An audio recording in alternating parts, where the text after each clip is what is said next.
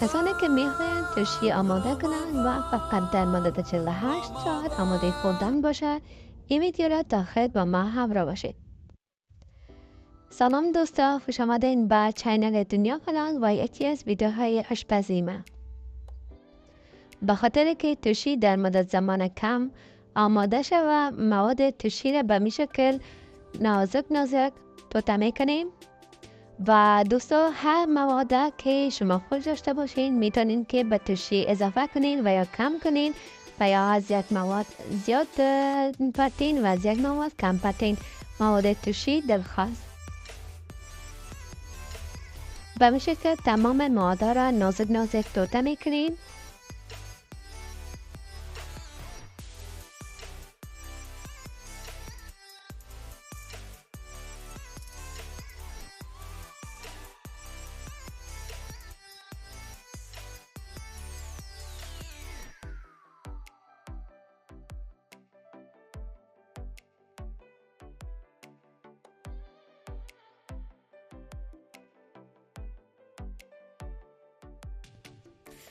اگر از بادنجان سیاهی که رنگ سبز داره در دست است دانه از او استفاده کنین و اگر نیست همین بادنجان سیاه هم خوشمزه است.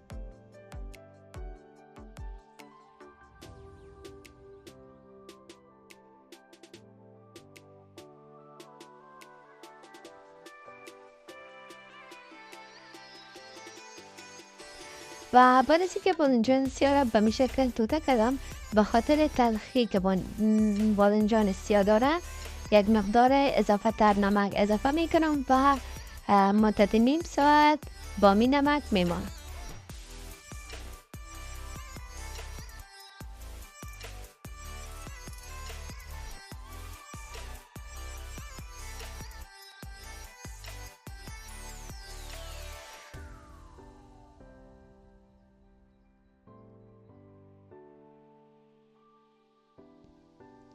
وقتی که آب ترشی جوش آمد به اندازه 4 قاشق نمک اضافه میکنیم به خاطر که مواد ترشی را خوشمزه تر میکنه. مواد ترشی را برابر و جداگانه اضافه میکنیم و هر مواد به اندازه 30 ثانیه در آب جوش میدیم به خاطر که مواد را نازک توته کردیم. در مدت 30 ثانیه آماده میشه. با اندازه های مواد ترشی را در اسکریپشن ویدیو نوشته میکنم، میتونین که اندازه های دقیقش از اینجا بدست برین. دوستان لایک ویدیو را فراموش نکنین و چینل همچنان سابسکرایب کنین و منتظر کامنت های زیبایتان همچنان هستم. حتما نظریاتتان با ما شریک بسازین.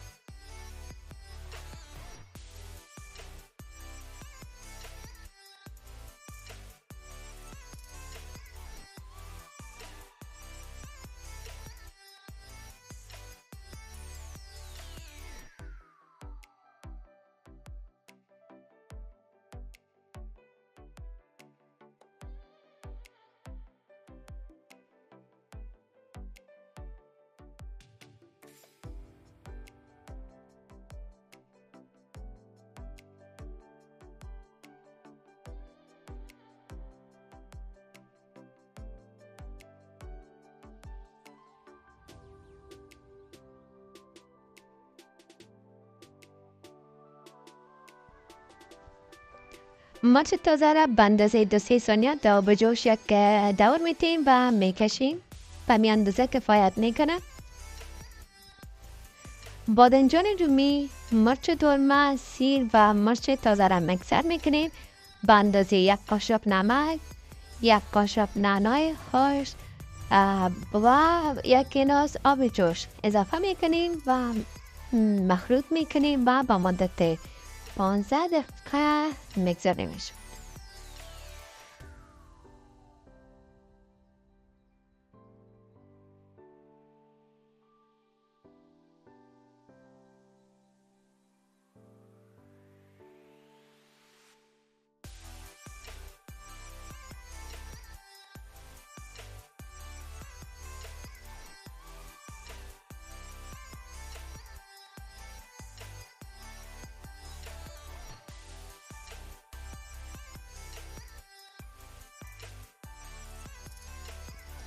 و حالا هم نوبت سرکه هستی.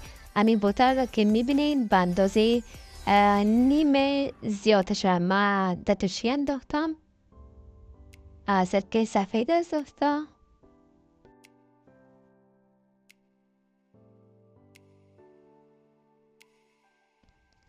و تمام مواد به توشی اضافه میکنم و نوسترم دوستا وقتی که مواد توشی را جوش دادین باید یک ساعت بانین که سرد شود و تمام آبش بره ایجا بدش نمانه. بعد ظرف مندازین و همین موادهایی که آماده کردین میپتین و مخلوط میکنین و وقتی که مواد در توشی اضافه کردین و با مدت 4 الی 5 ساعت سر ظرف بسته میکنیم و میمانیم به خاطر که مواد توشی اخته شود و خوشمزه تر شود.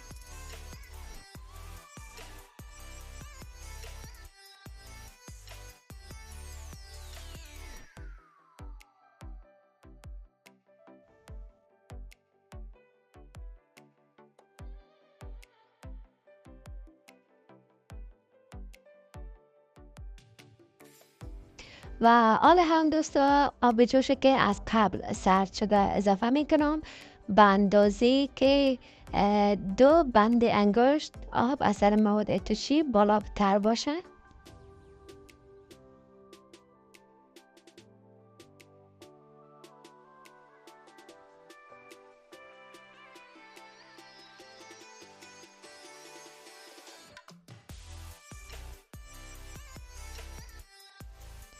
و نمک توشی را بچشین. اگر نمکش کم بود به اندازه نبود یک مقدار نمک اضافه کنین و به خاطر که نمکش یک مقدار کم است ما یک قاشق دوم نمک اضافه میکنم